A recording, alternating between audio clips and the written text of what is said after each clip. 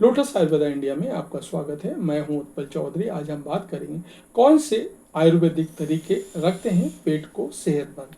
तो आइए मैं आपको बताता हूं। आपको करना सिर्फ इतना है, चैनल को सब्सक्राइब कर लें, बेल आइकन की घंटी बजा दें, जिससे हमारे आने वाले नोटिफिकेशन सबसे पहले आपको मिले।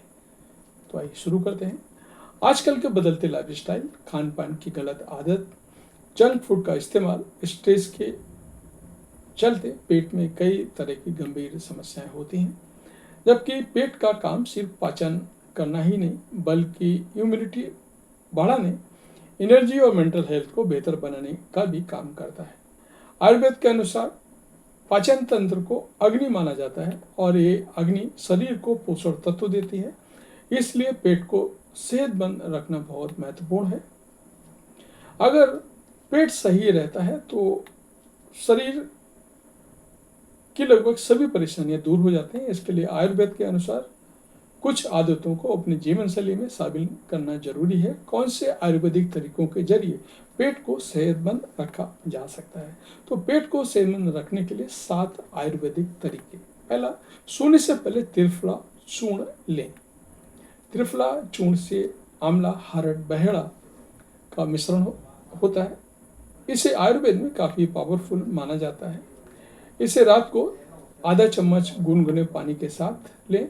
ये चूर्ण पाचन शक्ति को बढ़ाता है और आंतों की सफाई करता है। इससे पेट में जमा विषैले पदार्थ बाहर निकल जाते हैं, कब्ज से राहत मिलती है। अगर पेट साफ होता है तो इसका असर त्वचा पर भी पड़ता है। पेट हल्का रहता है तो फूलने जैसी दिक्कतें नहीं है।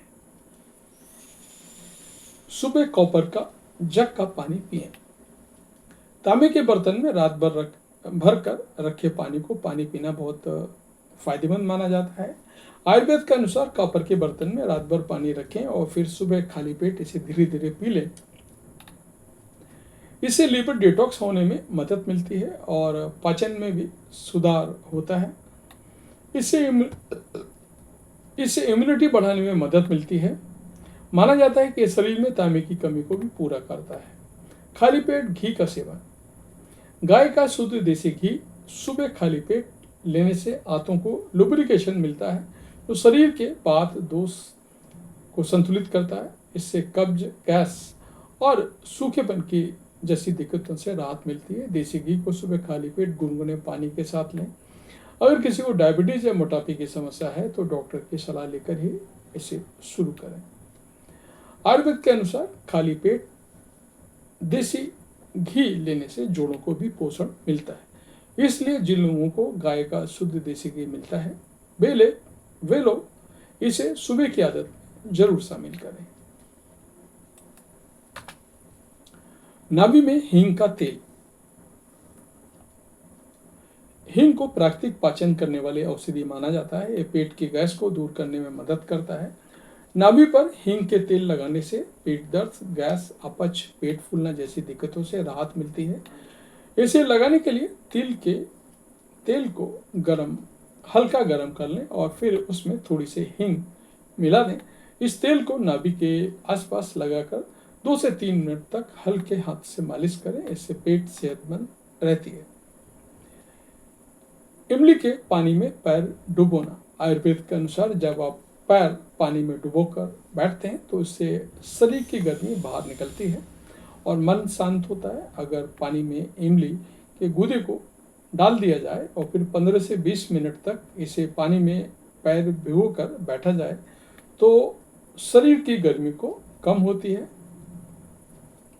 साथ ही पाचन बेहतर होता है। पाचन के अंगों को रिलैक्स महसूस होता है और स्ट्रेस कम होता है। इसलिए पेट में 1 से 2 बार इस प्रक्रिया को जरूर करें।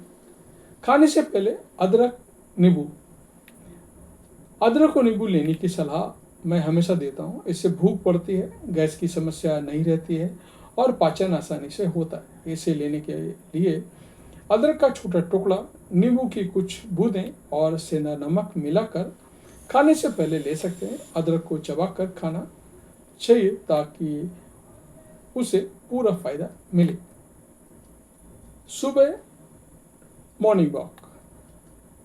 सूर्योदय के समय सभी को कम से कम 15 से 20 मिनट तक वॉक करना चाहिए। इससे न सिर्फ पेट को बल्कि पूरे शरीर को फायदा मिलता है।